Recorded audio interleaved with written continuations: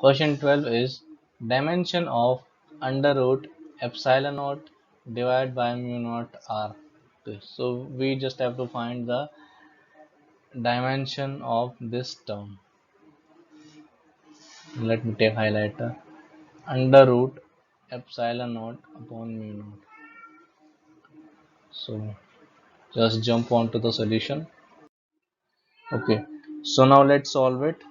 Let me just take highlighter. Okay, so we have the formula, we have this term under root epsilon naught upon mu naught. Okay, so we have to find out its dimension. Okay, so for this we have to expand both epsilon naught and mu naught.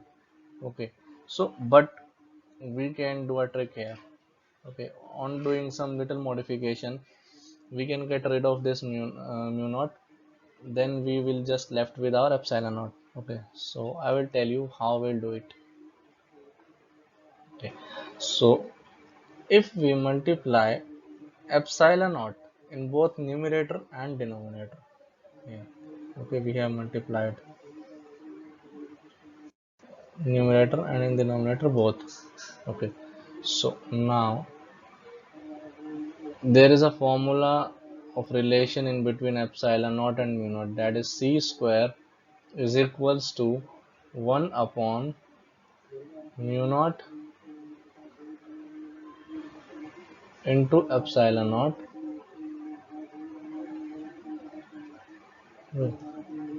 We'll use this formula here. Okay, so now epsilon naught into epsilon naught will become epsilon naught square, epsilon naught square divide by mu naught into epsilon naught, mu naught into epsilon naught, and these are under square root. Okay, so now square root will cancel out square, so we left with epsilon naught divided by under root mu naught into epsilon naught. Okay, so now just see the game. Okay, so according to the formula, c square is equals to 1 upon mu naught into epsilon naught. So if we remove the square root from here, how we can remove it? By putting a under root over c square. So we also have to do the same on the other side also. 1 upon mu naught into epsilon naught, mu naught into epsilon naught. Okay, so this will become c, this will become 1 upon under root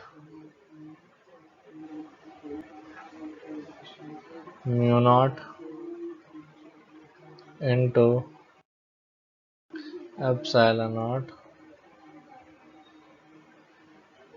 Okay, so this term is equals to c, and here also we are getting this term, that is we can also write it 1 multiplied by epsilon naught divided by under root mu naught into epsilon naught. So this term we can write this as c.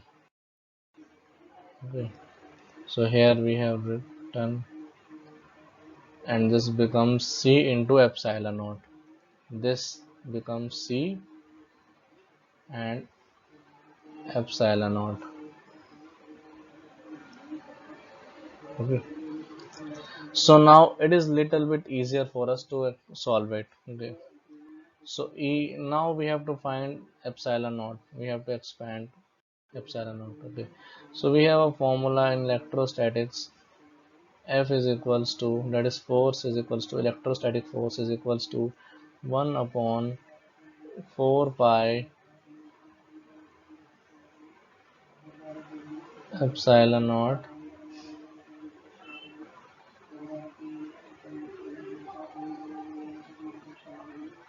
into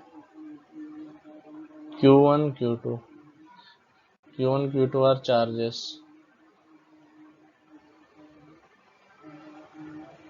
Okay. So we have to find epsilon naught. Okay, so if we rearrange the terms, we'll get epsilon is equals to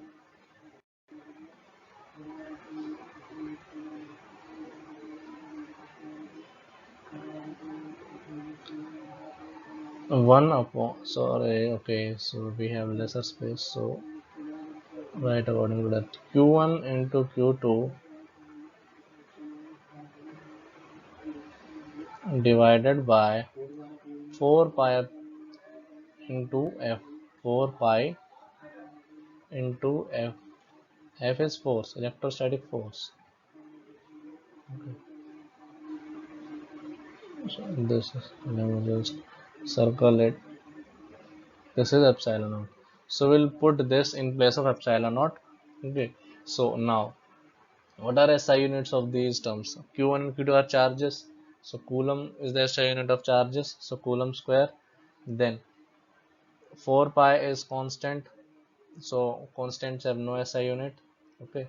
So ignore them. Now we are left with F. F is force. So Newton meter square.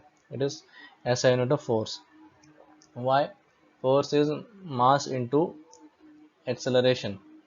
So mass is m, okay, and for acceleration is meter square. Okay. So now we have here c. So c is speed of light. So meter per second for that. This is for c. Okay.